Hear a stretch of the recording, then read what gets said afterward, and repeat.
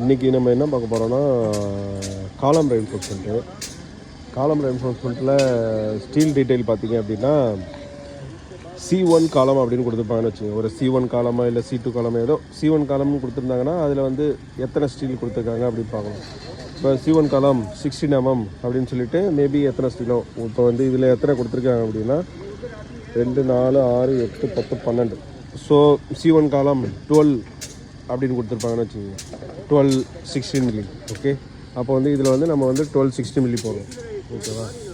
அதுக்கு அடுத்தது வந்து ரிங் என்ன கொடுத்துருக்காங்க அப்படின்னா இப்போ இதிலே பார்த்தீங்கன்னா இதெல்லாம் ஒரு ஒரு லெக் மாதிரி 1 2 3 4 5 6. ஸோ 6 லெக் வந்துச்சு. இப்போ இதில் பார்த்தீங்கன்னா வந்து 6 லெக் இருக்குது. ஓகே, இது ஒரு லெக்கு 2 3 4 5 6. இதுதான் வந்து அவங்க கொடுக்குறது வந்து 6 லெக்குன்னு கொடுத்துருப்பாங்க, இல்லைனா 3 ரிங்குன்னு கொடுத்துருப்பாங்க. 3 ரிங்குன்னு கொடுத்தீங்கன்னா பார்த்தீங்கன்னா தெரியும், இது ஒரு ரிங்கு, இது 2 ரிங்கு, இது 3 ரிங்கு. ஸோ டோட்டலாக 1 2 3 ரிங்கு இதிலே இருக்குது. 6 லெக்குன்னு கொடுத்துருப்பாங்க. இப்போ 6 லெக்கு எப்படி கொடுக்குறாங்க ஏன்னு கண்டுபிடிக்கலாம் அப்படின்னா எத்தனை ஸ்டீல் இருக்கோ அதுக்கு ஹாஃப். இப்போ இதில் வந்து 12 ஸ்டீல் இருக்குது.